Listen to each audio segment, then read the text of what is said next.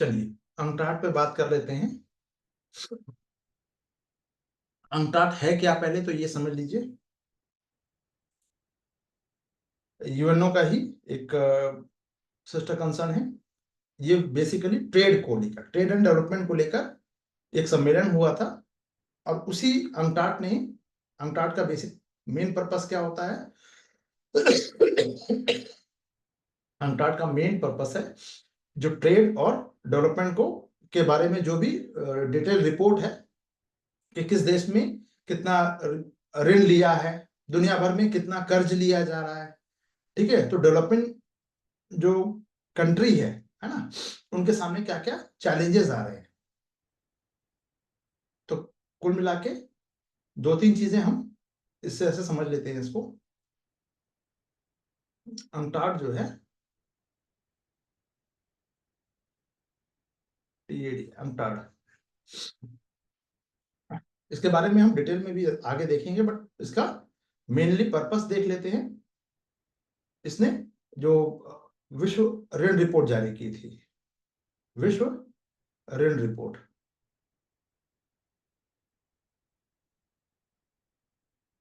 ठीक है, 24 का। अब ये इंपॉर्टेंट क्यों है?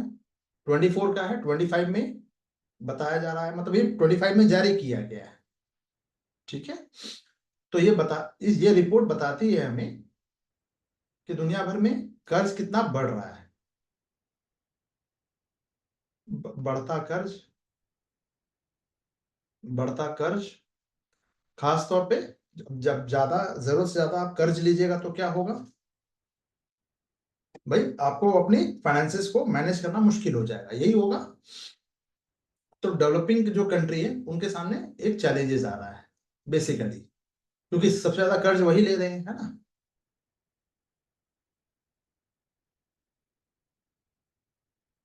कंट्रीज के लिए, ठीक है। ये स्टेटस रिपोर्ट क्या बताता है?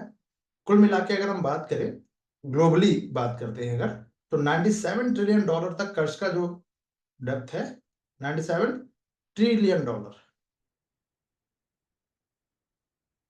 डॉलर।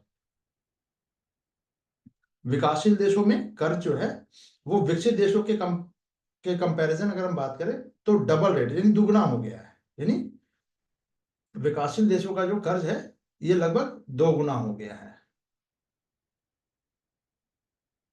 अब हम वही बात करें भारत की, इंडिया की, तो इंडिया का जो कर्ज है वो 2.9 ट्रिलियन डॉलर दर्ज किया गया।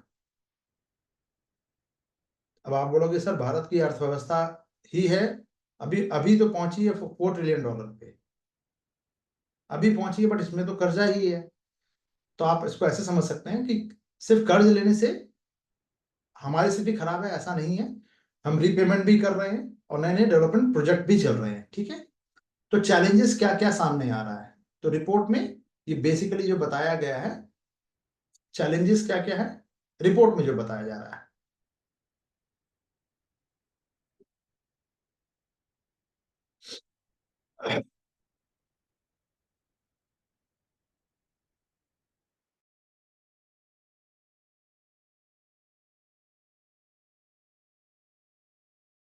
जो डेवलपिंग कंट्री है,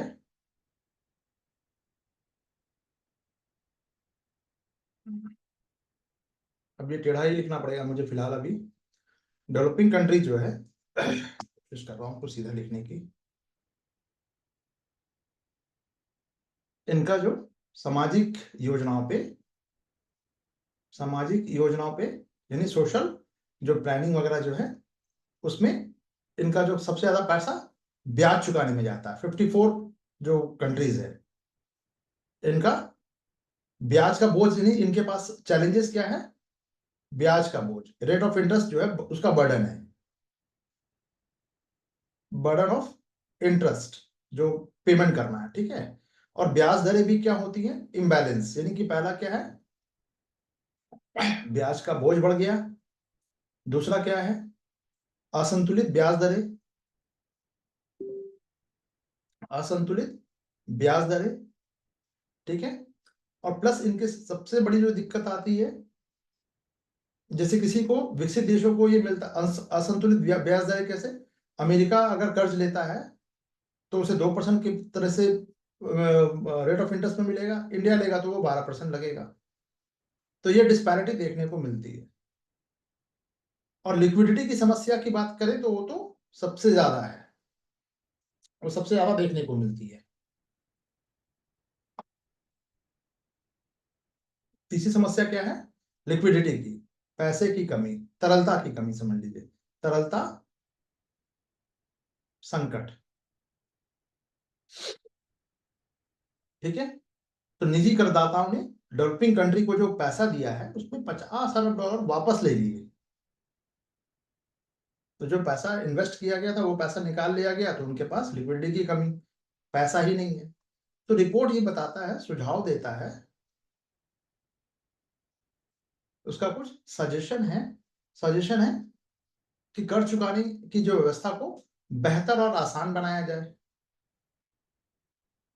कर्ज चुकाने की व्यवस्था को थोड़ा सा बेहतर बना दिया जाए और आसान भी बनाया जाए, किस्तों में थोड़ा कम, किस्तें ज्यादा हो जाए, है ना।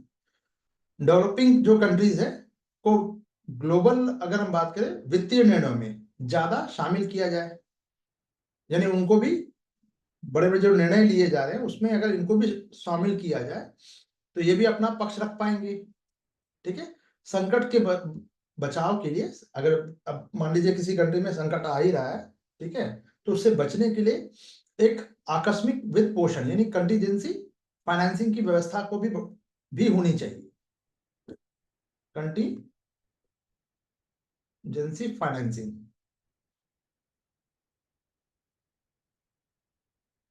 ये भी होना चाहिए। तो भारत में अगर हम बात करें, ये तो हो गया ग्लोबल लेवल पे। अब हमें मेंस में एक पॉइंट इसको, अगर भारत की अर्थव्यवस्था बढ़ रही है तो इसमें हम एक दो लाइन लिख सकते हैं, सिर्फ एक से दो लाइन। वो क्या? इंडिया का जो सरकारी जो कर्ज है भारत का, भारत सरकार जो कर्ज लेती है वैश्विक संस्थाओं से, वो कर्ज से जो जीडीपी अनुपात है यानी डेब्ट टू जीडीपी रेशियो,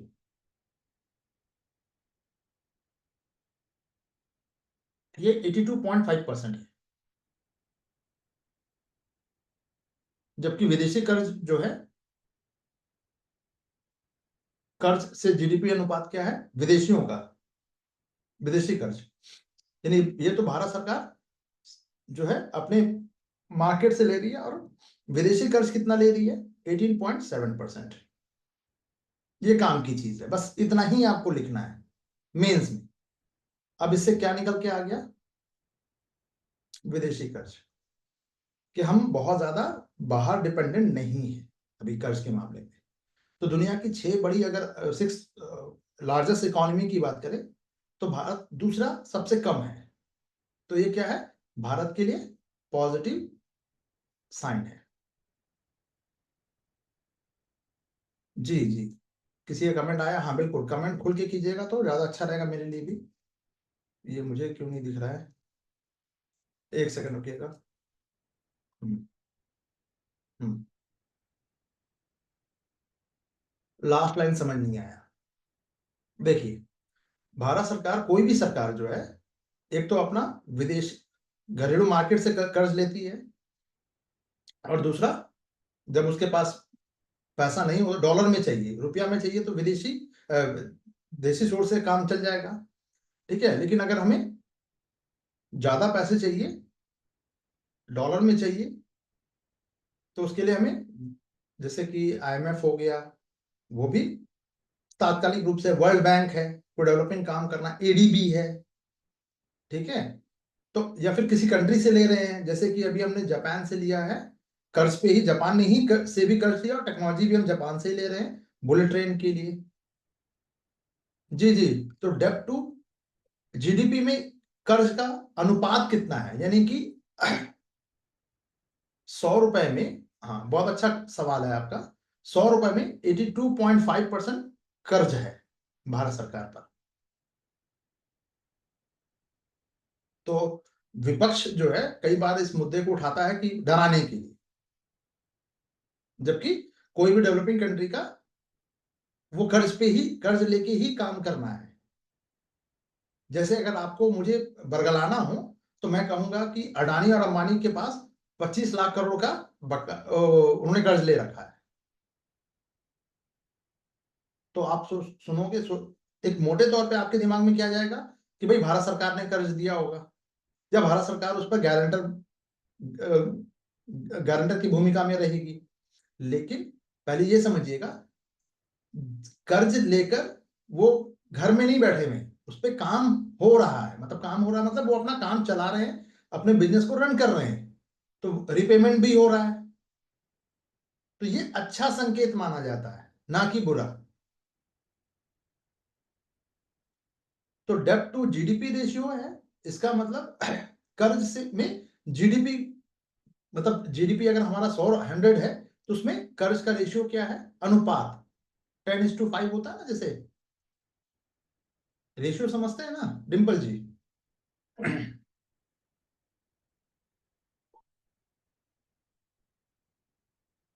चलिए, रेलवे वाली चाय थी लेकिन काम कर गई। कुछ समझ में आया है नहीं, कमेंट करके अभी बताइएगा, नहीं तो हम पुराने मोड में जाएंगे फिर, अगर नहीं समझ में आ रहा है तो। दोनों तरीके से।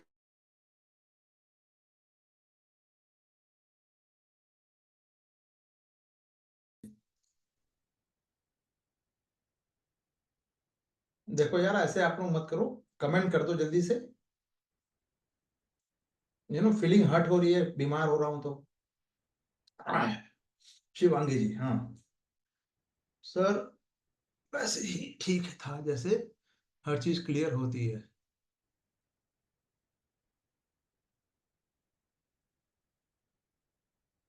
अच्छा ठीक है।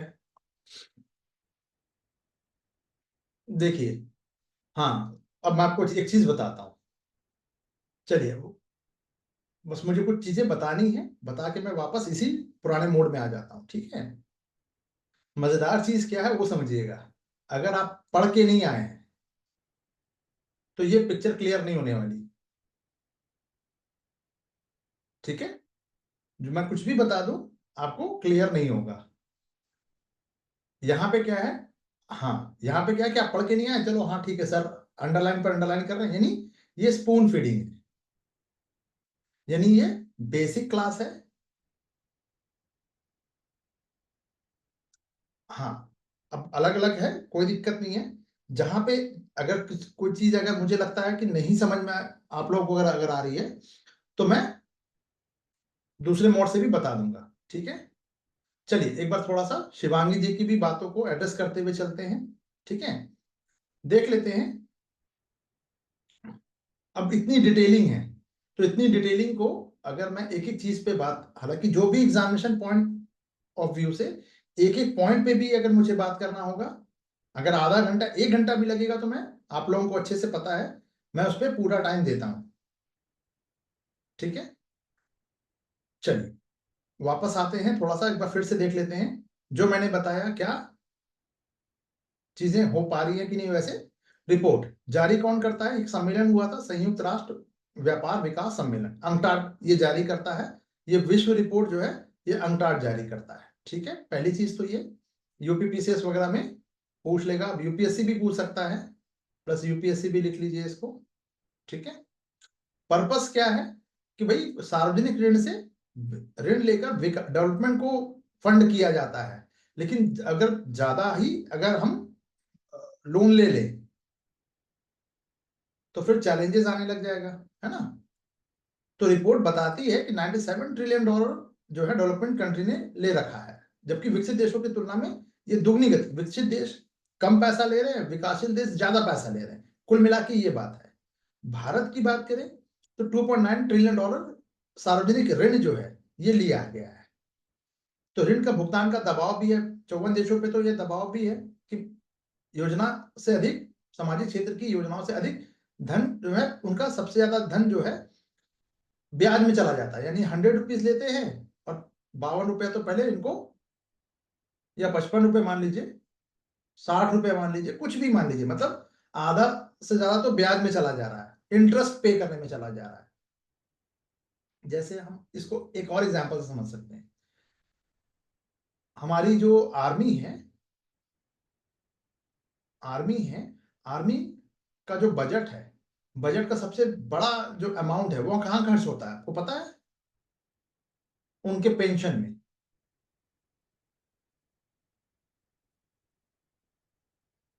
बात समझ में आ रही है? चलिए, और सरकार का सबसे पहले जो आप बजट में देखते हैं, जब बजट आता है तो रुपया कहाँ आ रहा है, रुपया कहाँ जा रहा है, कितना रुपया, कितना पैसा आ रहा है, कितना पैसा जा रहा है, देखते तो होंगे, कम से कम बजट में देखा होगा। तो वो यही बता रहा है, ठीक है। चलिए, तो विकासशील देशों को विकसित देशों की तुलना में 2%, 2 से 12%, मतलब 12 गुना, 12 टाइम्स मोर जो है ब्याज दरें चुकानी पड़ जाती है। यानी अमेरिका को अगर 2% देना पड़ रहा तो भारत को हो सकता है वो 12% ज्यादा देना पड़ जाए, मतलब 12 गुना, 12 टाइम्स। ठीक है। तो चैलेंजेस क्या है? ओवरहैंग हो रहा है बहुत ज्यादा, हम अधिक ऋण ले लेते हैं तो फिर आर्थिक वृद्धि को धीमा करता है, क्योंकि पैसा तो हम 100 रुपए ले रहे हैं लेकिन 55 रुपया तो ब्याज में जा रहा है। अब जब 55 रुपए ब्याज में जाएगा तो 45 रुपए में हम काम कैसे करेंगे? दूसरा है लिक्विडिटी चैलेंजेस। बहुत सारे निजी लेनदारों ने पैसा निकाल लिया डेवलपिंग कंट्री से, तो उनके पास पैसा ही नहीं बचा, नकदी का फ्लो जो संकट है वो आ गया। मांग जो है, महंगा ऋण पुनर्गठन। ऋण पुनर्गठन का मतलब लोन को रीस्ट्रक्चर करना। तो पश्चिमी प्रभुत्व वाले लेनदारों की वजह से ये पुनर्गठन महंगा और कठिन होता जा रहा है। यानी ये बैंक में भी होता है, जैसे मैंने इसको बैंकिंग के टर्म्स में पहले भी बता रखा है। आज की क्लास थोड़ी धीमी रहेगी, ठीक है। आप ऐसे समझिए कि आरती जी ने एसबीआई से पैसे लिए, ठीक है, 10,000 रुपए लोन लिया, नहीं दे पा रही, पेमेंट नहीं कर पा रही, ठीक है। एसबीआई से ये दूसरे बैंक ने कहा या कोई प्राइवेट बैंक ने कहा कि चलो हम आपका 10,000 रुपया में से 6-7,000 रुपया हम चुका देते हैं, क्योंकि 3-4 महीने से पैसे नहीं आए हैं या 6 महीने से डिफॉल्टर घोषित हो गए, हम पेमेंट कर देते हैं और अब हम इनसे निकलवाएंगे पैसा। दूसरे बैंक ने कहा, ये मान लीजिए एक्सिस बैंक है, ठीक है। अब 10,000 रुपया निकलवाना था, इन्होंने आरती जी को कहा, इस बैंक ने, कि चलिए आरती जी आप ना 1,000 रुपए दीजिएगा, 10,000 रुपए देने की जरूरत नहीं है, और ये आपको 15 महीना देना है। आरती जी के लिए आसान हो गया, ठीक है, क्योंकि 1,000 रुपए में उनको बहुत तकलीफ नहीं होने वाली, और लेकिन 15 महीना, अब देखिए 15 मतलब 5,000 ज्यादा देना पड़ गया आरती जी को, लेकिन पता नहीं चलेगा, ठीक है। 10,000 इमीडिएट देने में दिक्कत आ जाती। ये बात समझ में आ रही है शिवांगी जी? अब इसी को कहेंगे रीस्ट्रक्चर करना। तो इन्होंने 7,000, इस बैंक ने क्या किया, 3,000 रुपए यहां से कमा लिया और 5,000 यहां से कमा लिया, यानी टोटल 8,000 रुपए इन्होंने यहां से कमा लिया। आई बात समझ में? तो ये बैंक, इंडियन बैंक भी करते हैं, मगर विदेशी बैंक जो है ये तो ज्यादा अपने, क्योंकि वर्ल्ड बैंक हो, आईएमएफ हो, इस पे प्रभुत्व, डोमिनेंस, डोमिनेंस किसका है? यूएस का। तो सिफारिशें क्या की गई हैं, ये बहुत इंपॉर्टेंट मैं चीजें बता रहा हूं। मैं इतना डिटेल क्यों बता रहा हूं? ताकि आप जब न्यूज जो डेली बेसिस पे आता है वो सुनिएगा तो समझ में आएगा। कोशिश कीजिएगा तो दोबारा एक बार और सुनने की कोशिश कीजिएगा, ठीक है। तो सिफारिशें क्या की गई हैं कि भाई बेहतर जो ऋण पुनर्गठन जो है तंत्र बनाया जाए, मतलब रीस्ट्रक्चर को, एक आकस्मिक वित्त पोषण यानी कंटीजेंसी फाइनेंसिंग को बढ़ावा देने के लिए एक फंड भी बनाया जाए संकट से बचाने के लिए, और विकासशील देशों को वैश्विक वित्तीय निर्णयों में अधिक पार्टिसिपेशन भी मिलना चाहिए ताकि वो अपना पक्ष रख सके। अब एक सवाल उठता है कि ये सार्वजनिक ऋण है जिसके बारे में कहा जा रहा है कि भारत का भी हो गया, और भी देश, विकासशील देश जो तब ये ले रहे हैं, तो ये सार्वजनिक ऋण है क्या? तो सरकार द्वारा राजस्व से, यानी राजस्व रेवेन्यू जो है, मिसबा जी की कमाई है 100 रुपीज, और खर्च कर रही है वो 110 रुपया। तो ये 10 रुपया कहां से आएगा प्रभु? तो राजस्व से अधिक खर्च पूरा करने के लिए देश से, देख लीजिए, देश से या विदेश से लिया गया टोटल उधार। तो इंडिया की अगर हम बात करें तो इंडिया ने देश, ये जो उधार लिया वो देश के अंदर से लिया है, ना कि विदेश से। विदेश से तो बहुत कम है इसका। जैसे समग्र जो टोटल हम ऋण जो है डेब्ट टू जीडीपी रेशियो की बात करें तो इंडिया का है 82.5%। ये क्या दिखाता है? ये दर्शाता है कि भारत ने हर 100 रुपए में से 82.5 रुपया जो है, या प्रतिशत जो भी है, ये कर्ज ले रखा है। लेकिन इसमें बाहरी, हम देश के बाहर की बात करें तो वो जीडीपी का 18.7% ही है। तो बहुत ज्यादा घबराने की जरूरत नहीं है। ठीक है। एफआरबीएम अधिनियम का लक्ष्य क्या है कि अधिकतम 60% तक आप ऋण ले सकते हैं। तो यार ये तो बहुत कम है। तो शीर्ष, अगर हम टॉप 6 जो इकोनॉमी है उसमें बात करें तो भारत का बाहरी ऋण जो है, डेब्ट टू जीडीपी जो है, वो सेकंड मिनिमम है। मतलब सबसे कम उन 6 में से ये 1 2 3 4 5 6 है ना। तो इसमें ये 5th नंबर पे आएगा। दूसरा सबसे कम है, नीचे से दूसरा बहुत कम। ये बाहर से पैसा लेता है, अपने घरेलू मार्केट से पैसा उठा लेता है। डिंपल जी समझ में आ गया? लास्ट सेकंड, हाँ, सेकंड लास्ट। ठीक है। किसी को कोई दिक्कत परेशानी? चलिए, दोनों तरीके से समझाने की कोशिश करते हैं। ठीक है। चलिए चलिए, द्विपक्षीय समुद्री अदला बदली समझौता।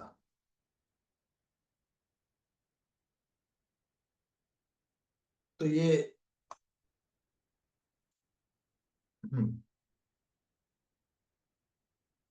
द्विपक्षीय बायलैटरल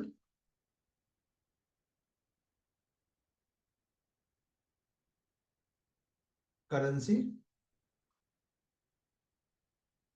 स्वैप एग्रीमेंट, एग्रीमेंट क्या है भाई? इसको शॉर्ट फॉर्म में कहते हैं BSA। तो पहले हम ये जान लेते हैं भाई ये है किस चिड़िया का नाम है। तो एक ये समझौता होता है। ये क्या है? एक तरह का एग्रीमेंट है, समझौता है। किसके? A और B कंट्री के बीच में तय शर्तों के अनुसार हम डॉलर में इसको कन्वर्ट कर सकते हैं। यानी कि आपको पता होगा कि कोई भी एक देश दूसरे देश से जब व्यापार करता है तो ट्रेड उसे डॉलर में करना होता है। सिस्टम ही अमेरिका ने ऐसा बना दिया। ठीक है। तो अब इस डॉलर पर निर्भरता को कम करने के लिए भैया हम ये सामान आपको देंगे, आप इंडियन रुपीज में हम पे कर देते हैं। और जब आपको वापस करना होगा अपना, मान लीजिए कि ए ने बी को दिया चावल, राइस दे दिया, बी ने क्या किया, इसको रूबल पे कि भैया हम चावल ले रहे हैं, डॉलर नहीं मेरे पास, आप रूबल ले लो। रशिया के पास है, रूबल ले लिया, उसकी करेंसी है। इंडिया को रूबल थमा दिया। ठीक है। अब भाई रूबल का क्या करें? एक सवाल फिर उठ गया कि भैया ये तो रशिया में ही चलेगा और तो कहीं चलेगा नहीं। अब हम क्या करें? इंडिया के सामने परेशानी।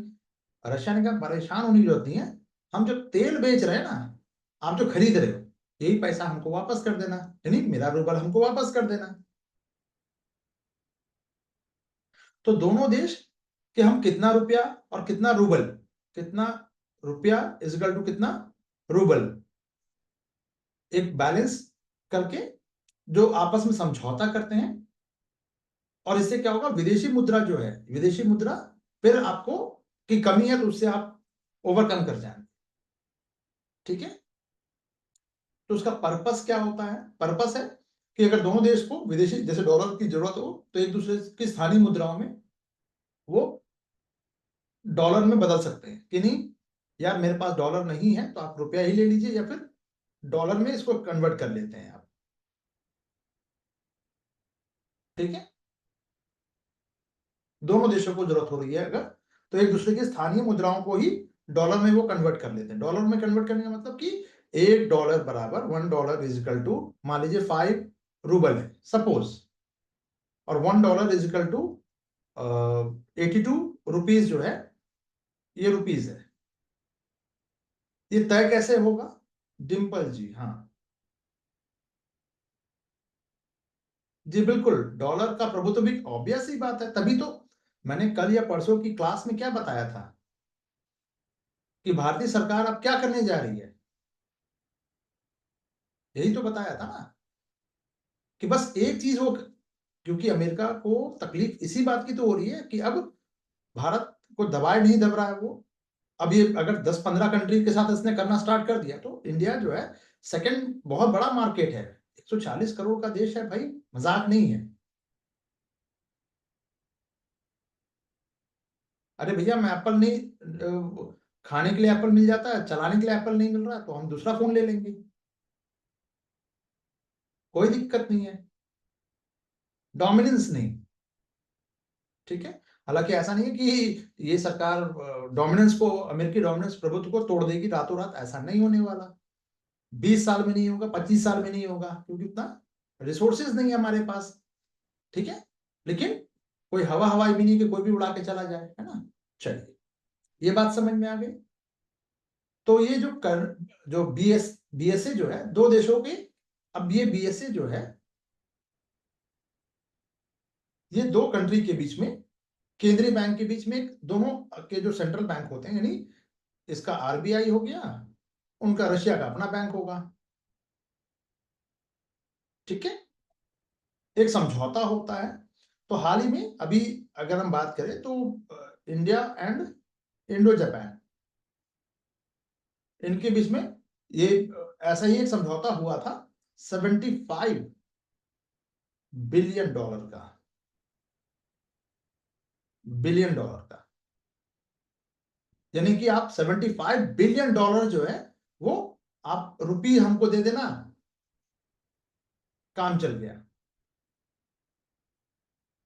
यानी जो $75 बिलियन देना था, अब ये इंडिया उसको रुपया देगा। अब इससे रुपया यानी अमाउंट जो है इंडियन रुपी का अमाउंट ज्यादा होगा, ठीक है, वो तो घर में हम छाप रहे हैं यार, उठा के दे देंगे।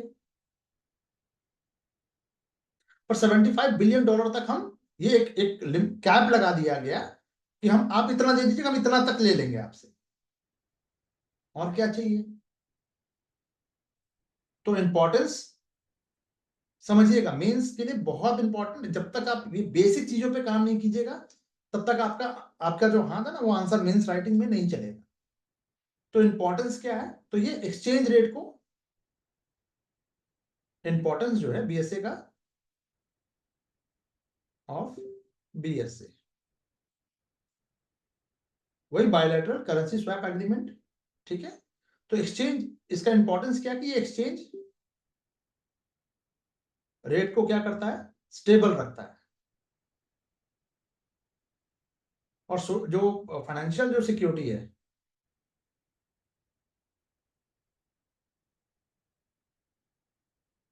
इसको क्या करता है,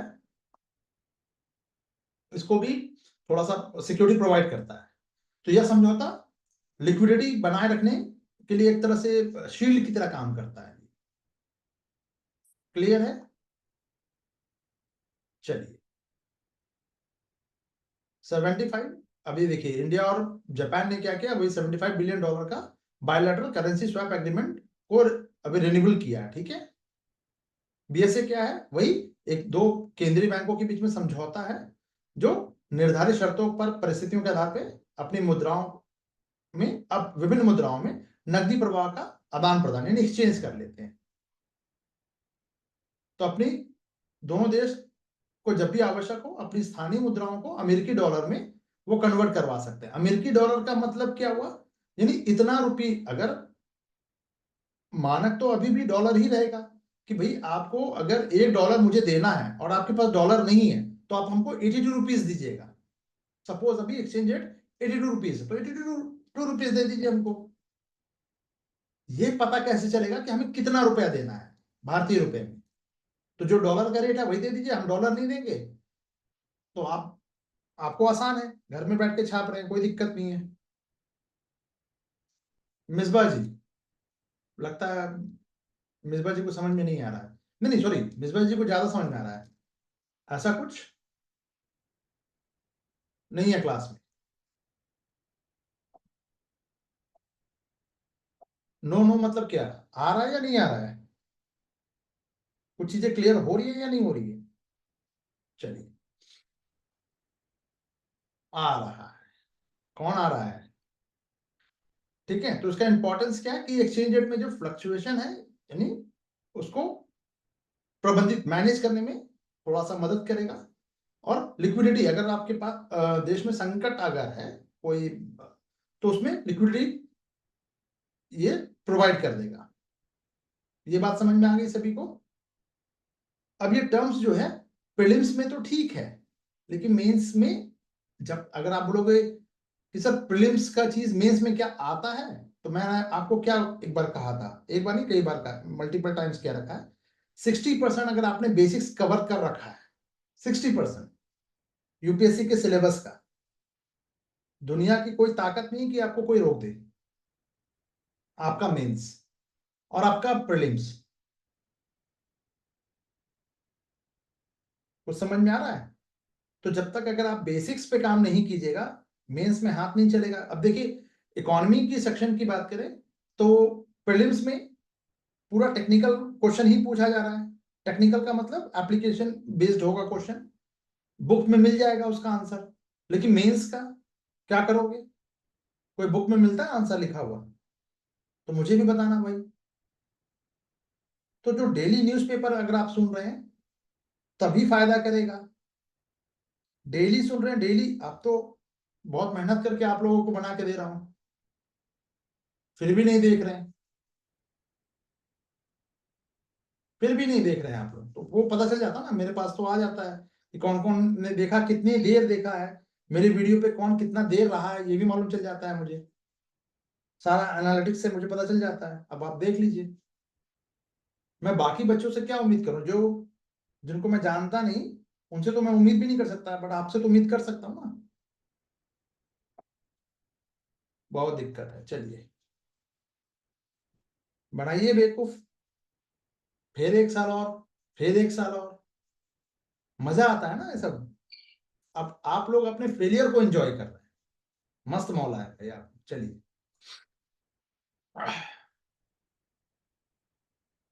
चलिए, सड़क क्षेत्र में सबसे बड़ा इन वाइट वीआईटी करेंसी स्वैप, सॉरी मुद्रीकरण, ठीक है। इसको थोड़ा सा देख लेते हैं भाई क्या है। सबसे पहले तो भैया ये है क्या, हम ये जान लेते हैं।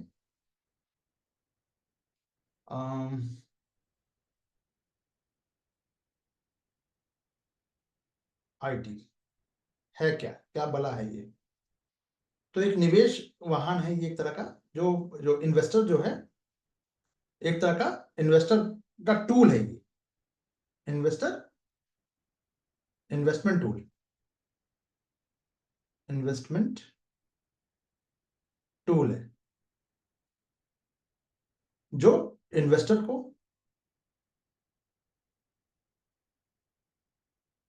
विशेषकर जो छोटे जो इन्वेस्टर होते हैं, को इंफ्रास्ट्रक्चर परियोजनाओं में निवेश करने की अनुमति देता है। ये इन्वेस्टर कहाँ इन्वेस्ट करेगा अपना पैसा? बेसिक इंफ्रास्ट्रक्चर में, बुनियादी अवसंरचना में, यानी बुनियादी ढांचा, यानी सड़क में, पुल में, फ्लाईओवर में, है ना।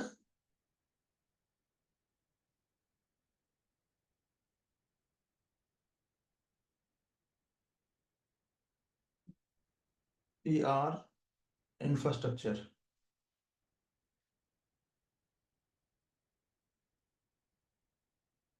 बेसिक इंफ्रास्ट्रक्चर पे परियोजनाओं में ये इन्वेस्ट करने की अनुमति देता है, इन्वेस्टमेंट आईटी, ठीक है।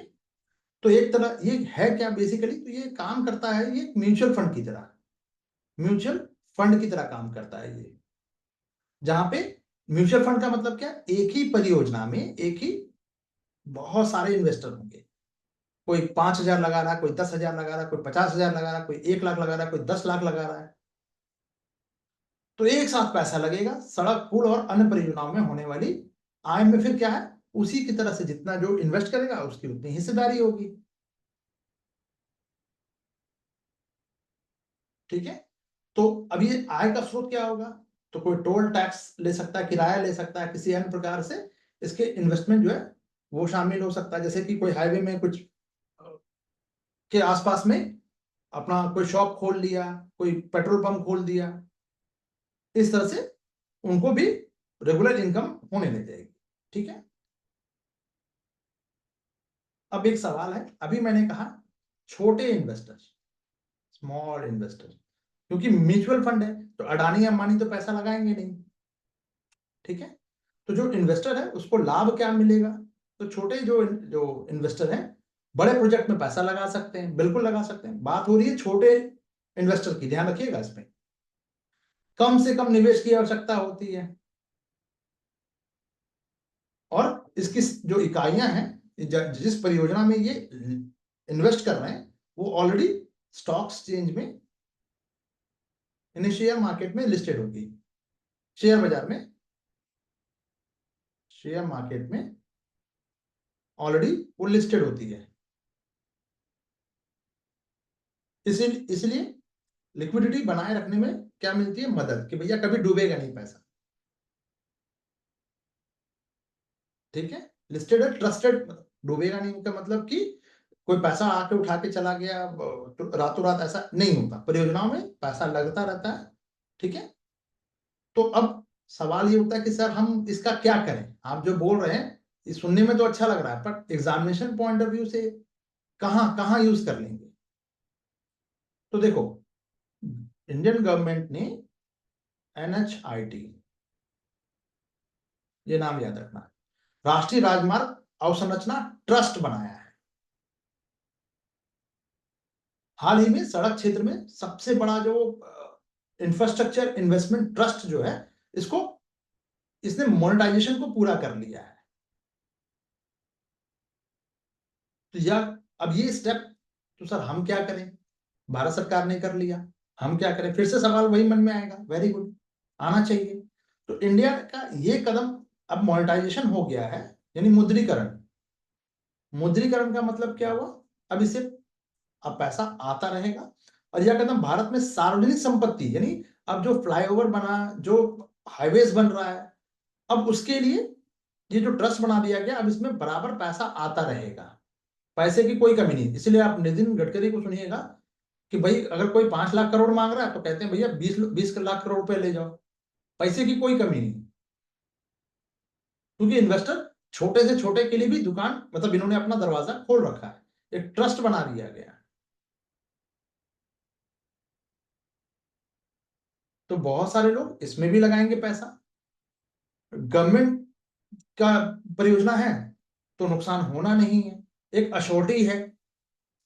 अश्योरिटी है तो फिर अब क्या कर सकते हैं, ये इसके साथ साथ ये लिस्टेड भी है शेयर मार्केट में। बात समझ में आ रही है। तो अब इससे होगा क्या, अब एसेट मोनेटाइजेशन, अभी मैंने मोनेटाइजेशन की बात की, मैं देखो मुद्रीकरण, इसका मतलब क्या है भाई, एसेट, एसेट का मतलब क्या होता है, भर बन के तैयार हो गया एक घर है आपका, वही आपका एसेट है। यूपीएससी का जब मेंस का प्री का फॉर्म भर रहे थे, उसमें पूछा जा रहा था ना कि आपका घर है, पक्का मकान है, कच्चा मकान है, कितना बड़ा मकान है, दुकान है, पूछ रहा था ना। हाँ। तो एसेट मोनेटाइजेशन जो है, ये एक प्रोसेस है जिसमें सरकार अपनी कम उपयोग की गई जो सार्वजनिक संपत्ति को, निजी क्षेत्र को एक निश्चित समय के लिए, ध्यान से सुनिएगा, निजी सार्वजनिक संपत्ति को, चाहे वो एयरपोर्ट हो, ठीक है, निजी क्षेत्र को, किसको, प्राइवेट प्लेयर्स को, प्राइवेट सेक्टर को, एक निश्चित समय के लिए, एक निश्चित समय के, अनंत काल के लिए नहीं, टाइम, फिक्स टाइम के लिए, 2 साल 5 साल, है ना। क्या देती है, पट्टे पे देती है, लीज पे देती है, लीज पे देती है। तो लीज पे देगी तो मिसबा जी ने को लीज में मिला, तो मिसबा जी ने गवर्नमेंट को पैसा दिया, तभी उनको मिला वो अधिकार कि अब काशीपुर का जो एयरपोर्ट है वो मिसबा एयरपोर्ट के नाम से जाना जाएगा। पर कब तक? 5 सालों के लिए, 2 साल के लिए, 10 साल के लिए, दैट्स इट। तो आप लोगों ने, जैसे डिम्पल जी बार बार, ज्योति जी बार बार रो रही थी खूब कि सर मोदी ने देश बेच दिया, कुछ समझ में आया? आपका रोना व्यर्थ हो गया। ट्रेन बेच दिया, सब कुछ बेच दिया। पढ़े लिखे लोग भी बोल रहे थे ना कुछ। हाँ, व्हाट्सएप यूनिवर्सिटी ज्ञान ऐसे ही आता है, ठीक है। तो इन संपत्ति को नीलाम नहीं की जा रही है, आपको पट्टे पे दे रही है भैया 5 साल के लिए। जैसे कि करोल बाग का एक नामी गिरामी जो संस्थान है, कोचिंग इंडस्ट्री के दिग्गज खिलाड़ी, उन्होंने उस मेट्रो का स्टेशन का ही नाम, अब क्या कहूं कि उन्होंने मेट्रो का स्टेशन खरीद लिया है। 5 साल का लीज खत्म हो जाएगा, फिर दूसरा कोई नाम आ जाएगा, ठीक है, चैतन्य लर्निंग पॉइंट आ जाएगा, क्या दिक्कत है? चलिए, तो इसका उद्देश्य क्या है? इन परिसंपत्तियों को बेहतर यूज करना और डेवलपमेंट के लिए धन मिल जाएगा, पैसा आ जाएगा हमारे पास। यानी कोई काम शुरू करना है, उसके लिए पैसे की कमी है, तो पैसा आ जाएगा गवर्नमेंट के पास। तो इंडिया का प्रयास क्या है? तो ये भारत सरकार ने राष्ट्रीय मुद्रीकरण पाइपलाइन, एनएमपी, राष्ट्रीय मुद्रीकरण पाइपलाइन, और अन्य योजनाओं के माध्यम से 6 लाख करोड़, 6 लाख करोड़ और 10 लाख करोड़, 10 लाख, 6 लाख करोड़ और 10 लाख करोड़ का महत्वाकांक्षी एक अपना एम सेट कर दिया कितना हमको चाहिए। तो इसी योजना में का एक पार्ट है आपका NHIT। यानी यह प्रक्रिया जो इन्वेस्टर है और गवर्नमेंट दोनों के लिए ही बल्ले बल्ले प्रॉफिटेबल, क्योंकि यह देश को बुनियादी ढांचे के विकास में क्या करेगी? कंट्रीब्यूट करेगी, ऑब्वियस ही। कुछ समझ में आया?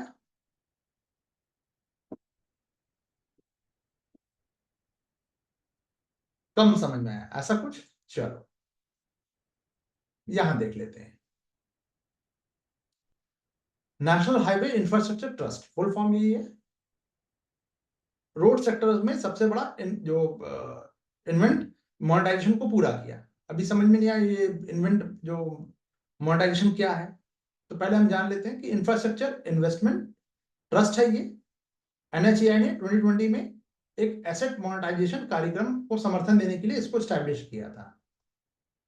तो ये एक तरह का इन्वेस्टमेंट टूल है ये, और ये म्यूचुअल फंड के तरह से काम करता है। यानी कोई भी उसका कंपनी का उस संस्थान, कोई व्यक्ति हो, कोई संस्थान द्वारा सीधे या SPV या स्पेशल जो होल्डिंग कंपनी के माध्यम से निवेश करने की इसमें अनुमति मिल जाती है। तो अब कैसे मिलेगा? इन्वेस्ट पैसा लगा दिया, किसी ने 50,000 लगाया, किसी ने 1 लाख करोड़ रुपए, 1 लाख रुपए लगा दिया, कोई किसी ने 10 लाख लगाया, तो उसको टोल, किराया, ब्याज, लाभांश, इस तरह से उनकी कमाई होगी। टैक्सेशन में तो आय इकाई जो है धारकों के हाथ में कर योग्य होती है। कर योग्य मतलब टैक्सेबल होती है, ऐसा नहीं कि अब आप कुछ कितना भी कमा रहे हैं तो उसमें टैक्स नहीं लगेगा। कर योग्य होती है, टैक्सेबल अमाउंट होता है, ठीक है। ये जो मैं जो बता रहा हूँ यूपीएससी में एज इट इज पूछेगा। फिर ये मत बोलना कि सर आपने ऐसे नहीं बताया था, वैसे नहीं बताया था, ठीक है। रेगुलेशन कौन करता है भाई? तो सेबी है, क्योंकि ऑब्वियस है कि शेयर मार्केट आ गया तो सेबी आ जाएगा, उसके द्वारा ये रेगुलेट होगा, कंट्रोल होगा। निवेशकों को कम से कम 90% आय वितरित करना अनिवार्य है, ठीक है। और एक अधिनियम के माध्यम से उधारकर्ताओं की पहचान भी की गई है इसमें, ठीक है। ये अधिनियम 3 जो रेगुलेशन का जो है, ये इसके तहत काम करता है। तो ये आप यूपीएससी में कंफ्यूजन के लिए पूछा एक स्टेटमेंट जरूर आएगा। अब इसमें प्रकार देख लेते हैं। तो इसके प्रकार क्या? एक सार्वजनिक है, एक निजी है और निजी एक लिस्टेड है, एक अनलिस्टेड है। 3 टाइप के इसके होते हैं, इसके प्रकार। प्रॉफिट क्या है कि रिटेल जो है, यानी रिटेल मतलब फुटकर, निवेशक बड़े इंफ्रास्ट्रक्चर प्रोजेक्ट में अपना निवेश कर सकते हैं, पैसा लगा सकते हैं। न्यूनतम निवेश की आवश्यकता कम होती है। लिक्विडिटी, क्योंकि इसमें यूनिट स्टॉक एक्सचेंज में लिस्टेड होता है, तो लिक्विडिटी भी मिलेगा, पैसा अश्योर्ड रहेगा। आप जब चाहें तो आपके पास 1% शेयर आ गया, या 50,000 आपका आपको शेयर बॉन्ड जारी किया गया है, आपको कल पैसे की जरूरत है, जमा करो, सरेंडर करो, पैसा निकाल लो, बात खत्म करो, कोई दिक्कत नहीं।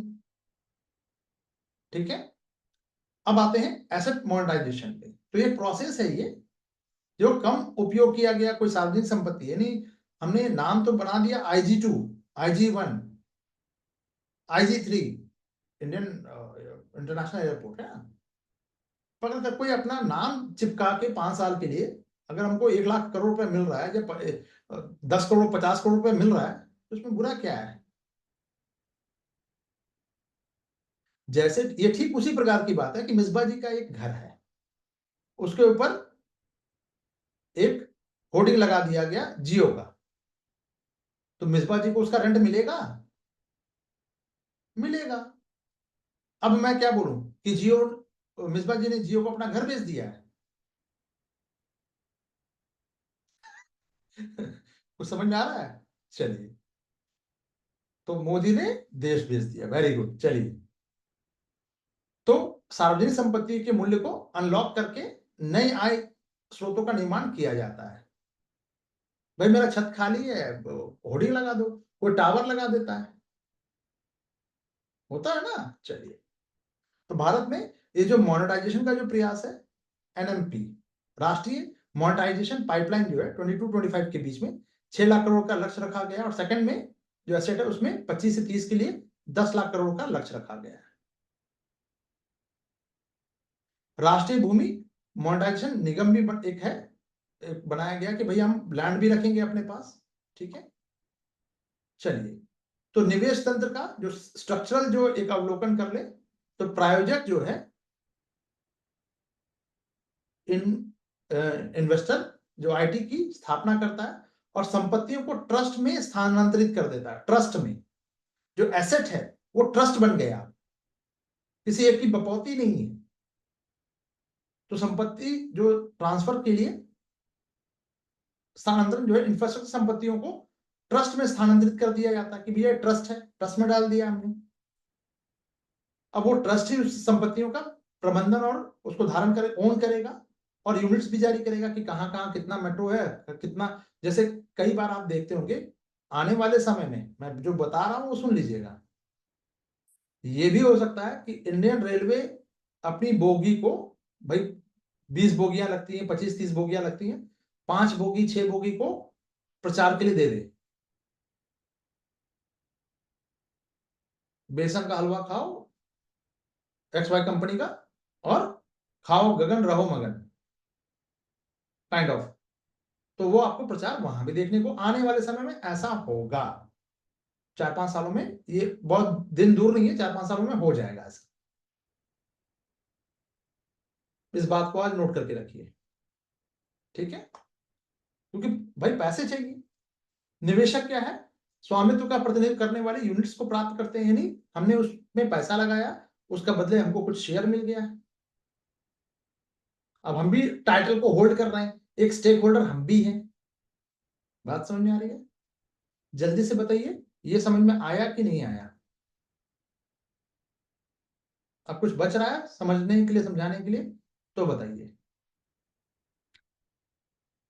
चलिए, तो आपको, अगर मैं यहां पढ़ा रहा हूं ऐसे, तो आपका काम था कि घर में बैठ के इसको ऐसे ही पढ़ना था। यानी मैंने अभी पढ़ाया तो आप उसको पहले पढ़ के आए, तो चीजें ज्यादा बेहतर समझ में आती। लेकिन आप लोगों ने तो कसम खा रखी है ना, आप सभी लोग पुष्पा हैं जो झुकने को तैयार नहीं। और जो UPSC है, उसे ऐसे ही पुष्पा की जरूरत है, क्योंकि जो झुकेगा, UPSC का गेट ये है, ये साइज का, और आप लोगों की हाइट ये है, तो आपको तो झुक के ही एंट्री करना होगा ना। आप लोग तो झुकने को तैयार नहीं है। एक फिल्म फिल्म क्या क्या वेब सीरीज है ना, क्या है वो, मिर्जापुर वाला, उसमें एक एक कैरेक्टर है, वो दरवाजा ही छोटा रखता है अपना, क्योंकि वो छोटे हाइट का है। कहा जिसको डील करना है वो हमारे दरवाजे से घर के अंदर आए, सर झुका के, उसी तरह से कुछ। क्लियर है? चलिए, नया टॉपिक है हमारा, एक नेक्स्ट टॉपिक भी देख लेते हैं। अब इससे क्या देखिए, टाइम डबल हो जा रहा है। ठीक है, चीजें लेकिन समझ में आपको बेहतर आ रही है तो ठीक है, इसी को कंटिन्यू करेंगे, मुझे कोई आपत्ति नहीं है इसमें। चलिए, समझना इंपॉर्टेंट है, भाग भाग के पढ़ने से अच्छा है कि भाई 90% जनता जो क्या करती है, 6 घंटे में हिस्ट्री खत्म, क्योंकि यूट्यूब ने करवा दिया। कोई कोचिंग ने 10 घंटे में, बहुत सारे नामी गिरामी कोचिंग संस्थान है, उसमें 10 घंटे में हिस्ट्री खत्म होती है। एंशियंट, मिडिएवल, मॉडर्न, तीनों 10 घंटे में, 3 घंटे, 2 घंटे और 5 घंटे, हिस्ट्री खत्म। टॉपर्स उसी कोचिंग का भी नाम लेते हैं, इंग्लिश मीडियम की कोचिंग है, सोच लीजिए।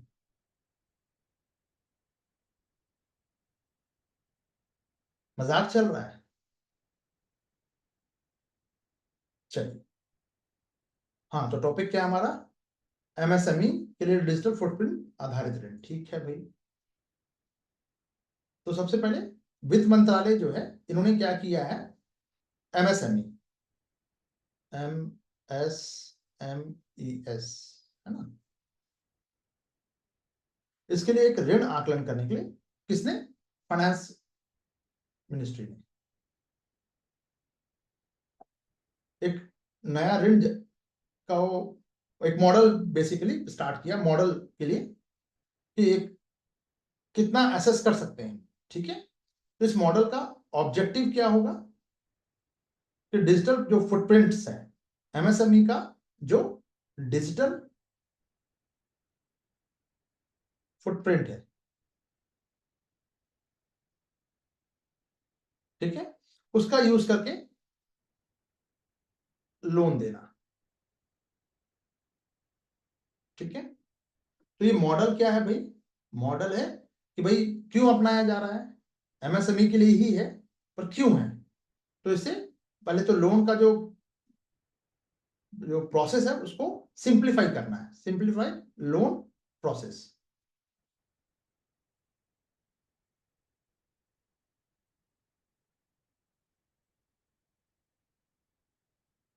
तो एमएसएमई का डिजिटल रूप से अगर उपलब्ध है, भाई जैसे मैं डिजिटल रूप से उपलब्ध हूं, ठीक है, वेरीफाइड हूं, तो मेरी कंपनी का क्या अभी मार्केट रेट क्या चल रहा है, एक इवैल्यूएशन कर लेगा ऑटोमेटिक। इसका मतलब है कि ऋण के लिए जो आवेदन करने वाला को कम से कम कागजी कार्रवाई करनी पड़ेगी और प्रोसेस थोड़ा सा जल्दी हो जाएगा। दूसरा, वित्तीय समावेशन को बढ़ावा मिलेगा इससे। वित्तीय समावेशन, वित्तीय समावेशन, फाइनेंशियल जो इंक्लूजन है, समावेशन, यानी ये मॉडल जो पारंपरिक आपका जो क्रेडिट स्कोर है, स्कोर जो होता है, जैसे कि आपके अकाउंट में कितने पैसे हैं, कितना आ रहा है, कितना खर्च कर रहे हैं, कितना हेवी अमाउंट आ रहा है, हमेशा एक अमाउंट मेंटेन रख रहे हैं आप, मान लीजिए कि 1 लाख रुपया मेंटेन रख रहे हैं, तो आपका क्रेडिट स्कोर अच्छा है भाई। ठीक है, तो इस पे निर्भर करेगा, तो एमएसएमई को भी एक कार्ड दे दिया गया, तो एक औपचारिक ऑफिशियली उसको ऋण मिल सकेगा, क्योंकि क्रेडिट हिस्ट्री अगर कमजोर है कि नहीं ये मालूम चल जाएगा। जैसे आपका व्यक्तिगत अकाउंट है एसबीआई में या किसी भी अन्य बैंक में, तो उसमें अमाउंट मान लीजिए हमेशा 10 रुपये बचा रहता है, जब देखने जाओ तो अगर मान लीजिए 10,000 आया और 2 घंटे में निकल गया और फिर 10 रुपये बच रहा है, नेगेटिव में जा रहा है, जीरो जीरो कर दिया आपने, और जीरो पूरा हर 2 घंटे के लिए, मतलब हर महीने में एक दिन 2 घंटे के लिए वो आप 10,000 रुपये आएगा, और या फिर 1 लाख रुपये आएगा और फिर वो जीरो हो जाएगा। कहने का मतलब आपके पास, आप पैसा खर्च कर रहे हैं, आपके पास पैसे हैं नहीं, तो हम अमाउंट लोन अमाउंट उतना बड़ा नहीं दे सकते, लेकिन आप 10 लाख रुपया मेंटेन रखिए, उससे खर्च ही मत कीजिए, आपका क्रेडिट स्कोर देखिए कितना ऊपर हो जाएगा। पड़ा हुआ है, यानी पैसे की जरूरत नहीं पड़ रही है, इसका मतलब जरूरत तो सबको होती है, लेकिन आप निकाल नहीं रहे, मतलब के पास आपके पास दूसरा सोर्स है। ठीक है, तो उसी तरह से एमएसएमई को एक स्कोर कार्ड दे दिया गया, उससे पता चल जाएगा कि हम कितना, इससे क्या होगा, आत्मनिर्भरता, आत्मनिर्भरता, सेल्फ सफिशिएंट, है ना, इससे आएगा। तो ऋण लेने के बाद कोई भी सार्वजनिक क्षेत्र का जो बैंक है, अब एमएसएमई के ऋण का इवैल्यूएशन के लिए इन हाउस क्षमता भी डेवलप करेगा कि हम जान लें कि किस एमएसएमई को हमको पैसा देना है, जिससे वो बाहरी मूल्यांकन पर निर्भर नहीं करेंगे, यानी हमको बाहरी से क्योंकि उसका मार्केट क्रेडिट स्कोर क्या है नहीं है ये करने की एक जो कवायद है वो करने की जरूरत ही नहीं पड़ेगी। कुल मिला के अगर एक लाइन में बात करूं तो एमएसएमई के लिए फंड प्राप्त करने के लिए, वित्त प्राप्त करने के लिए एक तरीके में बदलाव ला रही है गवर्नमेंट। ठीक है, जिससे विकास के लिए पूंजी तक एक्सेस आसानी से हो जाएगी, यानी जिसको जरूरत होगा, रियल में जरूरत होगा, उसको पैसा तुरंत मिलेगा। ये बात समझ में आई? चलिए,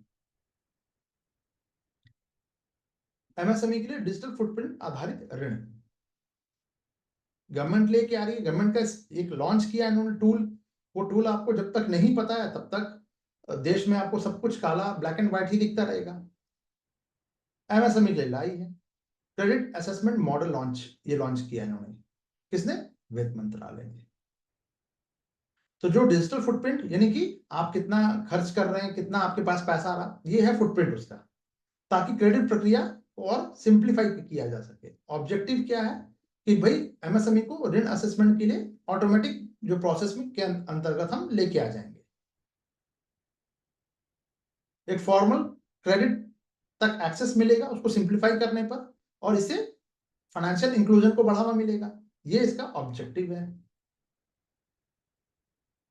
जिससे कि जो पारंपरिक क्रेडिट स्कोर है उस पर निर्भरता कम होगी।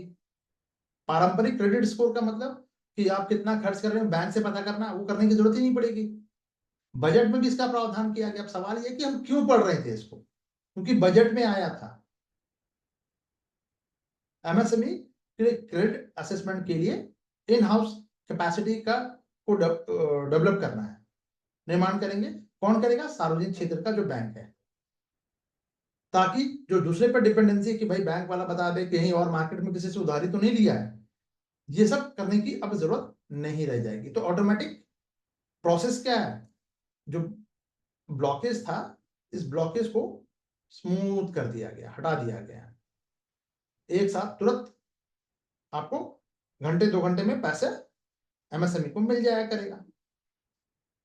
ये बात समझ में आई? अब एमएसएमई मैं क्यों पढ़ा रहा हूं, क्यों पढ़ा रहा हूं, तो उसका जवाब ये है कि भाई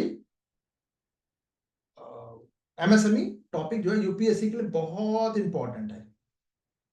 लास्ट ईयर मैंने कहा था 2024 वाले में कि एमएसएमई से क्वेश्चन आएगा, 3 साल पहले से भी बोल रहा था, क्योंकि उसका डेफिनेशन में चेंज आया था, वो आया।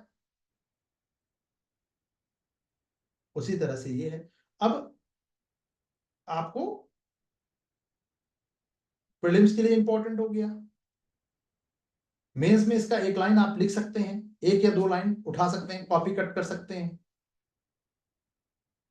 ये कॉपी कट कहां पे करना है, जब आप मेरे जो सॉल्यूशन जो दिया गया है पीवाईक्यू का, उसको आप बैठ के देख के लिखना स्टार्ट कीजिएगा, तब आपको हो जाएगा। ठीक है, चलिए, उद्यम पूंजी, उद्यम पूंजी, ठीक है, उद्यम पूंजी कर लेते हैं। उद्यम पूंजी भैया है क्या ये, उद्यम पूंजी, तो उद्यम पूंजी जो होता है वो बेसिकली एक तरह का इन्वेस्टमेंट होता है। पहले उद्यम पूंजी लिख देते हैं, उद्यम, हिंदी लिखने की आदत तो खत्म ही हो गई है ना, पूंजी, सिर्फ पेन चलाने की आदत है। उद्यम पूंजी ये क्या है, एक तरह का इन्वेस्टमेंट है।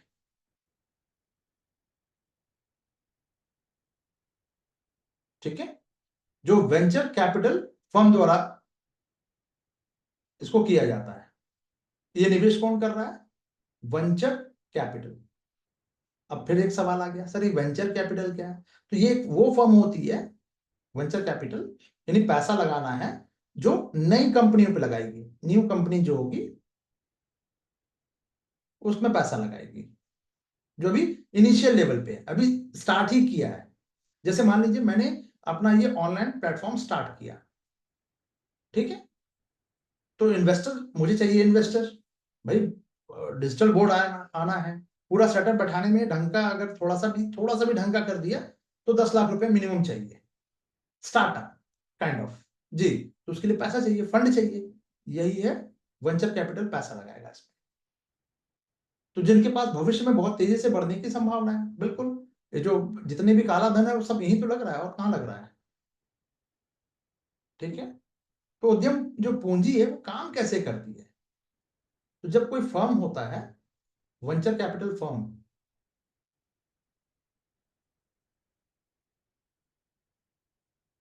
फर्म जो है किसी कंपनी में इन्वेस्ट करेगा, इन्वेस्ट करता है, तो बदले में कुछ इसको शेयर भी चाहिए। यानी मैंने जो चैतन्य लर्निंग पॉइंट बनाया है, इसमें इसने 10 लाख रुपया लगाए, किसी ने 10 लाख, ठीक है, ऐसे समझो। तो बदले में ये भी तो, इसको भी मोटा एक अमाउंट हिस्सा तो चाहिए। बोला यार हम 50% लेंगे, यानी जो भी पैसा आएगा उसका 50% हम लेंगे, 50 रुपया तुम रखना, 50 रुपया हम रखेंगे, हर 100 रुपए पे 50% हो गया। कोई 10% लेता है, कोई 20% लेता है। अगर मैं पूरा का पूरा, मुझे 10 लाख का सेटअप करना है, 10 लाख मैंने पूरा इसी से ले रहा हूं, तो ये तो 50% तो कम से कम लेके जाएगा। बात समझ में आ रही है? हाँ, तो अब, तो बदले में कुछ हिस्सा जो है या शेयर भविष्य में हिस्सेदारी का अधिकार ले लेती है। तो इस तरह से वेंचर कैपिटल फर्म ना केवल पैसा देती है, बल्कि कंपनी को सफल बनाने के लिए अपनी एक्सपर्टीज और अनुभव भी साझा करती है। यानी खाली पैसा नहीं दे रही है, ये तो काला धन को जो व्हाइट बनाना है वो तो अलग चीज है। वेंचर कैपिटल जो फर्म है, फर्म क्या करती है, ये पैसा मनी भी देगी आपको, ठीक है, एक्सपर्टीज भी देगी, एक्सपर्टाइज भी देगी, और अपना एक्सपीरियंस ये भी देगी, ताकि आपकी कंपनी ग्रो कर सके। क्लियर? तो अब सर हम क्या करें? यानी जब तक हमें इंपॉर्टेंस पता नहीं है, क्या करेंगे? तो या उन युवाओं कंपनी के लिए बहुत जरूरी कभी कभी हो जाता है, जिनके पास आइडिया तो है, हमारे जो युवा है, यूथ, इनके पास इंस्टाग्राम के अलावा भी आइडिया है, नहीं वो फोन वाला नहीं, आइडिया विचार है, पर स्टार्ट करने के लिए लैक ऑफ मनी, पैसे की कमी, पैसे की कमी है इनके पास, ठीक है। तो वेंचर कैपिटल भारत में नए नए जो व्यवसाय को शुरू करना है, जो प्रारंभ करने के लिए और उनको बढ़ाने में मदद कर रही है।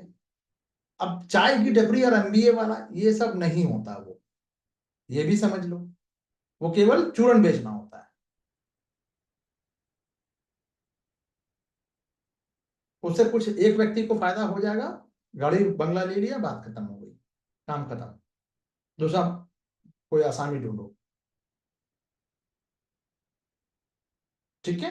तो देश की अर्थव्यवस्था को भी अब भाई कोई फसल का आम हमारा जो है तोड़ने के लिए प्लगिंग, आम को, वो पेड़ों में आम लगा हुआ है उसको प्लग करना है, या कोई फसल काटने का कोई एक छोटा सा यंत्र, हमने ट्रैक्टर की भूमिका को खत्म कर दिया, या कुछ ऐसा काम कर दिया जो वर्क को बहुत हल्का कर दे, कोई टेक्निक पर काम कर दिया हमने, ठीक है, तो उसमें ये सफल तो हो रहा है, ऐसा नहीं है कि नहीं हो रहा है, बिल्कुल हो रहा है। तो वेंचर कैपिटल क्या है? एक तरह का वेंचर कैपिटल एक तरह का क्या है, फंडिंग है, जो स्टार्टअप को, छोटे व्यवसाय को दी जाएगी। ध्यान दीजिएगा, छोटे व्यवसाय को, छोटे लिख दिया मैंने, छोटे व्यवसाय को, ये अडानी अंबानी जैसे बड़ी बड़ी कंपनी, टाटा बिरला को नहीं मिलेगा। शार्क टैंक, हाँ काइंड ऑफ शार्क टैंक कह सकते हैं, पर वो बहुत ज्यादा चार्ज करते हैं भाई, और एक्सपर्टीज तो उनके पास है ही नहीं। वो तो पैसा लगा रहे हैं, अपना ब्लैक पैसा को व्हाइट कर रहे हैं, और क्या कर रहे हैं, या फिर को ब्लैक पैसा नहीं कहूंगा, मैं कहूंगा कि अपना जो उस मनी को रोटेट कर रहे हैं, वो बढ़िया है बेसिकली। आपको पैसा चाहिए, आप, मैं अचार का बिजनेस, तो क्या आपको क्या लगता है शार्क टैंक में जो बैठे हैं, उनको अचार का बिजनेस का पता है क्या? उनको बेसिक चीजें पता है खाली, कि मार्केटिंग में कितना कॉस्ट होगा, कितना इसका आपने मार्केट से उठा रखा लो, ये सब पता होगा।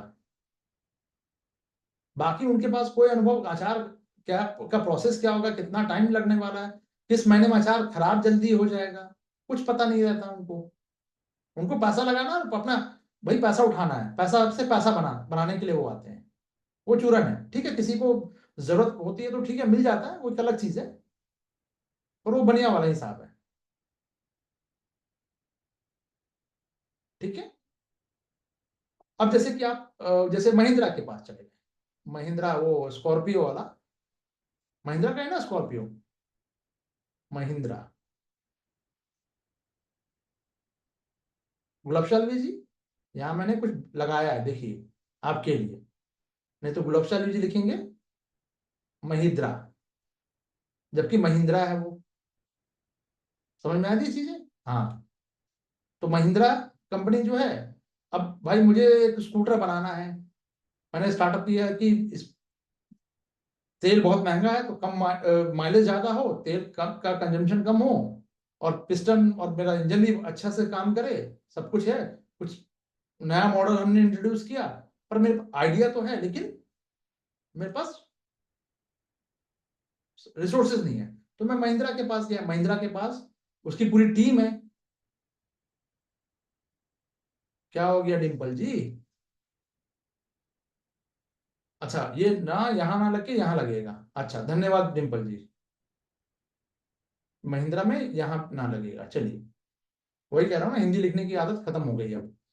तो महिंद्रा जो है, अब अपनी पूरी टीम देगा एक्सपर्टीज के लिए। मुझे अपना यूट्यूब चैनल खोलना है, मैं एक्सपर्टीज, मेरे पास कुछ नहीं है, तो मैं किसी ऐसे व्यक्ति के पास जाऊंगा, मेरे पास आइडिया है, विचार है, तो वो मुझे अपना कैसे काम करता है, कैसे क्या क्या चीजें हैं, वो सब बताएंगे। तो एक्सपर्टीज देंगे, अनुभव देंगे, पैसा भी देंगे। बात समझ में आ रही है? हाँ। बदले में कुछ उनको भी चाहिए, ठीक है ना? तो ये स्टार्टअप और छोटे व्यवसाय को दी जाए, वेंचर कैपिटल दिया जाएगा, जिसको आगे बढ़ने की पोटेंशियल बहुत ज्यादा है। तो ये जो भारत में जो फंडिंग है 24 में, अगर हम देखें 2024 में, ये ये था 43%, अब इससे बढ़कर हो गया है 13.7%, बिलियन, सॉरी परसेंट नहीं, बिलियन डॉलर, बिलियन डॉलर हो चुका है। फंडिंग, बहुत ज्यादा फंडिंग आ रही है। क्लियर है? चलिए, ये देखिए, फंडिंग तो बढ़ गया। तो है क्या वेंचर कैपिटल? एक प्रकार की प्राइवेट इक्विटी फंडिंग है, जो स्टार्टअप कंपनी और छोटे व्यवसाय को मदद करने के लिए दी जाएगी। लॉन्ग टर्म की क्षमता, जिसमें लॉन्ग टर्म में बूम करने की क्षमता या डेवलप करने की क्षमता होती है, पोटेंशियल होगा तभी। तो आमतौर पर इक्विटी शेयर जो है, या परिवर्तनीय ऋण प्रदान किया जाता है। वेंचर फर्म कंपनियों के स्वामित्व या भविष्य में हिस्सेदारी का अधिकार मिल जाएगा उसमें। तो आप लोगों ने शार्क टैंक में सुना होगा कि वो शेयर भी या इक्विटी की बात करते हैं, वो हमेशा इक्विटी फायदा होता है कि भैया कंपनी बूम करेगी, तो अगर मेरे पास 10% शेयर है, और कंपनी अगर मान लीजिए 100 करोड़ की हो गई, 1000 करोड़ की कंपनी हो गई, तो वो 10% समझ ले कितना हो गया, 100 करोड़ रुपया हो गया। लगाया था हमने 10 लाख रुपया, 100 करोड़ रुपया कमा के निकल गए।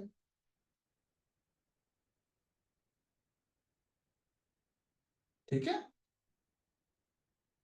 तो ये वेंचर कैपिटल फर्म केवल वित्तीय समर्थन ही प्रदान नहीं करता, बल्कि तकनीकी विशेषज्ञता, अपना मैनेजमेंट का जो अनुभव है वो भी देगा, ताकि व्यवसाय को बढ़ाने में मदद मिले। बात समझ में आ गई? चलिए, आइए अब बात कर लेते हैं एक पुनर्बीमा। हाँ, ये था एक पुनर्बीमा। री इंश्योरेंस जो है, पुनर्बीमा क्या है? तो बीमा का बीमा इसको कहते हैं पुनर्बीमा। पुनर्बीमा, सॉरी बीमा। ठीक है।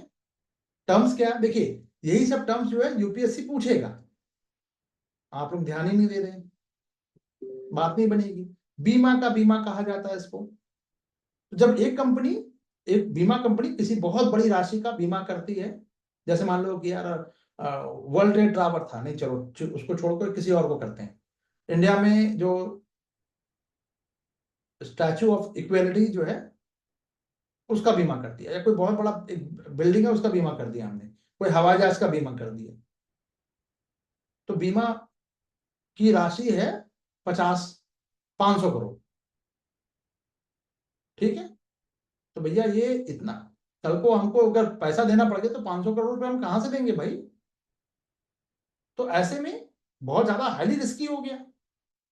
तो ये जोखिम का एक हिस्सा किसी और कंपनी को ये क्या करती है, बेच देती है। यानी दो कंपनी ने लिया, मान लीजिए आपने एलआईसी से, एलआईसी ने टाई अप कर लिया किसी वाई कंपनी से,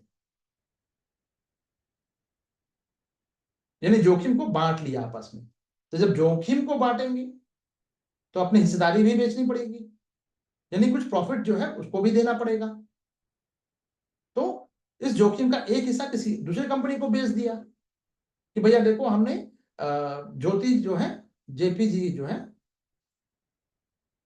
ज्योति जी का बीमा करवाया लाइफ का 500 करोड़ का, पर हम दे, अगर उनको कुछ हो गया तो 500 करोड़ रुपए कहां से देंगे? तो ऐसा करो यार, हमने तो कर रखा है और ये बहुत तंदुरुस्त है, कुछ नहीं होने वाला इनको, तंदुरुस्त चुस्त सब कुछ है ये। ठीक है, चलो इन्होंने प्रीमियम भरा है कम से कम 10 करोड़ रुपया। ठीक है, 5 करोड़ तुम रखो, 5 करोड़ हम रखते हैं। कुछ समझ में आ रही है बात? तो दूसरी कंपनी क्या कहलाएगी इसमें? दूसरी कंपनी पुनर्बीमाकर्ता कहलाएगी, यानी इसका भी इस एलआईसी का बीमा वाई कंपनी ने किया, तो अब ये इसका बीमा कर देगी। ठीक है। तो एक तरह से ये जोखिम मैनेजमेंट है, रिस्क मैनेजमेंट है, जो एक बीमा कंपनी अपने जोखिम को किसी दूसरी बीमा कंपनी को सेल आउट कर देगी, और ये बीमा कंपनियां किसी बड़े वित्तीय नुकसान से बचा लेगा फिर। जी बिल्कुल बिल्कुल शिवांगी जी, प्रॉफिट साझा करने के सर। तो हाल ही में भारत में पुनर्बीमा व्यवसाय शुरू करने वाली पहली निजी कंपनी बन गई है, एक कंपनी है। ठीक है, जिसे आईआरडीए से मंजूरी मिल गई है। अब आईआरडीए क्या है? आईआरडीए बीमा नियामक यानी रेगुलेटरी अथॉरिटी है आईआरडीए। देखिए वैल्यूटिस करके रे करके एक कंपनी है जो री इंश्योरेंस व्यवसाय को के लिए आईआरडीए आई से मंजूरी प्राप्त करने वाली पहली निजी कंपनी बन गई। वेरी गुड, प्री के लिए कर लीजिए, यूपीपीसीएस भी, यूपीएससी के लिए भी, प्लस यूपीपीसीएस के लिए भी। कंपनी का नाम देख लीजिएगा खाली। ठीक है। तो री इंश्योरेंस जो है ये है क्या? तो ये जनरल इंश्योरेंस का एक सार्वजनिक क्षेत्र की कंपनी है जो भारत में एकमात्र री इंश्योरेंस कंपनी है, एकमात्र कंपनी है, जनरल इंश्योरेंस कॉर्पोरेशन, रे। ठीक है। तो री इंश्योरेंस क्या है? तो वही बता चुका हूं कि एक जोखिम प्रबंधन का एक तरीका है, अभ्यास है, जिसमें बीमा कंपनी अपना जोखिम दूसरे बीमा कंपनी को ट्रांसफर कर देती है ताकि कोई वित्तीय नुकसान से बच सके। रेगुलेटरी अथॉरिटी बीमा की कौन है? आईआरडीएआई है, यूपीएससी प्रीलिम्स है ना। तो कानून क्या, री इंश्योरेंस को कंट्रोल करने वाला कोई कानून है हमारे देश में? बिल्कुल है, बीमा अधिनियम 1938 आईआरडीएआई का, जो री इंश्योरेंस का जो रेगुलेटरी 2018 का है, इसके तहत ये गवर्न होता है यूपीएससी प्री। यही तो पूछेगा, और क्या पूछेगा यूपीएससी?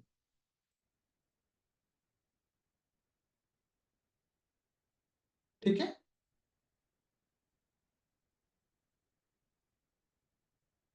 क्लियर है? चलिए, अच्छा एक ही टॉपिक बचा है, चलिए ठीक है, लास्ट टॉपिक आज करवा ही देता हूं। अपलिंक पहल, इनिशिएटिव। 10 मिनट आज लेट था, तो चलिए 10 मिनट को यहां कवर कर लेंगे। क्या था टॉपिक? अपलिंक इनिशिएटिव, है ना?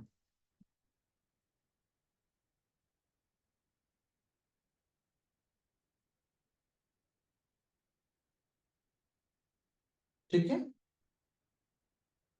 अपलिंक क्या है ये? तो ये 2020 में WEF है, WEF। इसने 2020 में विश्व आर्थिक मंच जो है ना, इसने डेलॉयट सेल्फोर्स के सहयोग से शुरू किया था। यानी इसका दो नाम और रखी थी इसमें, एक तो डेलॉयट है, एक तो डेलॉयट है, दूसरा सेल्सफोर्स।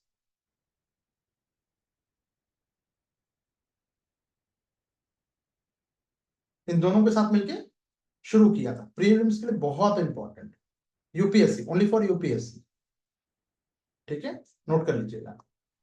तो ये इसके से स्टार्ट किया गया अपलिंक, है ना?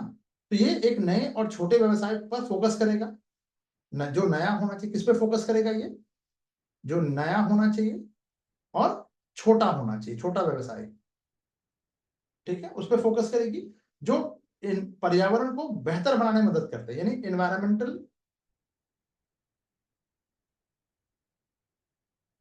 एनवायरमेंट को बेहतर बनाने में मदद करती है। यानी ऐसी कंपनी जो अपना कार्बन जो है, इमिशन जो है, बहुत कम करे और प्रकृति को नुकसान ना पहुंचाए। जैसे कि मैंने प्लास्टिक का, जो कूड़ा करकट में प्लास्टिक का, उसको रिसाइकिल करना स्टार्ट कर दिया। और छोटा कंपनी हूं मैं, तुरंत ये WEF जो है पैसा लगाएगी। बताओ बेटा, तुमको क्या चाहिए? तुम पर्यावरण को ये कर रहे हो, कूड़ा करकट को प्रोसेस करके अलग अलग कर दे रहे हो, वेरी गुड, कर लो। कौन क्लास छोड़ के गया? वेरी गुड, कौन, कोई तो गया। अच्छा, क्लियर है। चलिए, तो नुकसान से बचाना है पर्यावरण को। ऑब्जेक्टिव क्या है कि इसका लक्ष्य एक ऐसा माहौल बनाना है, एक नया विचार तकनीक से आगे बढ़ सके, है ना? जहां नया विचार हो या टेक्नोलॉजी आगे बूम करे। तो यह व्यवसायियों को क्या करता है? नेट जीरो, प्रकृति सकारात्मक और एक समान भविष्य के लिए काम करने के लिए प्रेरित करता है, मोटिवेट करता है कि भाई इमिशन जीरो होना चाहिए, कार्बन इमिशन, इमिशन ये जीरो होना चाहिए। नेचर के प्रति आपका एक सोच कि आप जो भी बिजनेस कर रहे हैं उसमें नेचर को हार्म कम पहुंचा रहे हैं, नहीं के बराबर पहुंचा रहे हैं, कॉमन फ्यूचर के लिए हम काम कर रहे हैं, साझा भविष्य के लिए। तो इसका उद्देश्य पैसा कमाना नहीं, बल्कि दुनिया को एक बेहतर जगह बनाना है ना? क्लियर है?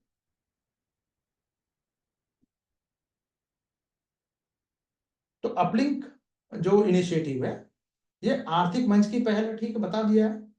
अभी देखिए, इस तरह का जो इसने स्टार्टअप और नवाचारों को जो बढ़ावा दिया है, इससे 23-24 में अगर हम बात करें, 23-24 में ही 142,400 टन कार्बन इमिशन को कम करने में मदद मिली है।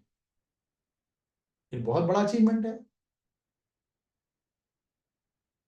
ठीक है। तो ये अपलिंक इनिशिएटिव किसका है? WEF का है, जिसने कार्बन टन उत्सर्जन को कम करने में मदद की है, वेरी गुड।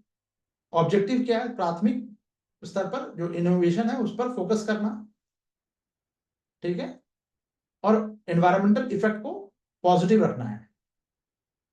स्थापना हुई थी 2020 में, WEF ने डेलॉयट और सेल्फोर्स के सहयोग से स्थापित किया था। ऑब्जेक्टिव है कि भाई व्यवसाय को इस तरह से स्केल करने के लिए, यानी बढ़ाने के लिए, जिसमें पर्यावरणीय इकोसिस्टम जो है, एक ऐसा सिस्टम, इकोसिस्टम तैयार करना जिसमें जो नेट जीरो इमिशन हो, कार्बन का जो इमिशन है, नेट जीरो बिल्कुल ना हो, ठीक है। आप नेचर के प्रति एक पॉजिटिव और समान भविष्य यानी कॉमन फ्यूचर के लिए कोई सपोर्ट करे। लक्ष्य है इनोवेशन को के प्रभाव को तेज करना इनिशियल लेवल पे, नवाचारों के लिए, इनोवेशन के लिए एक इकोसिस्टम बनाना, और जो सस्टेनेबल जो डेवलपमेंट है के समर्थन में धारणाओं को प्रभावित करना है कि भाई आप जो भी काम करें सस्टेनेबल डेवलपमेंट को अचीव करने के लिए करें। ठीक है, क्लियर है? चलिए आज के लिए इतना ही रखते हैं। ये टॉपिक हम कल करेंगे। अब आप लोगों का आज के क्लास के बारे में थोड़ा सा सभी लोग रिक्वेस्ट है आप लोगों से कि कमेंट करके बताइए क्या क्या चीजें आपको समझ में आई, कैसा लगा आज का क्लास। हालांकि इतना लंबा लेना नहीं था, पर मुझे लगा कि चलो अब चल रहा है, लिखते लिखते लिखने में थोड़ा सा दिक्कत थी। चलिए कमेंट करके जल्दी से बताइए।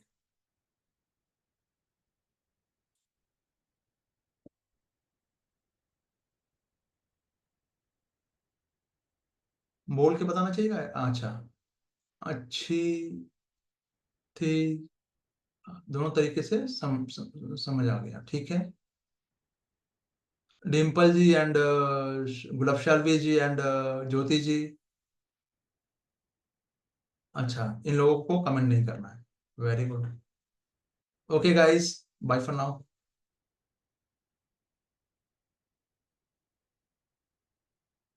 डिम्पल जी, हाँ। तरीका आपका दोनों ही बेहतर है। नहीं, आप किसी एक तरीके पे ही रहना होगा। नहीं, अब चलिए ठीक है, इसको टाइम को हम थोड़ा सा बढ़ा सकते हैं। अब 1.5 घंटे की जगह 2 घंटे कर देंगे, उसमें क्या है।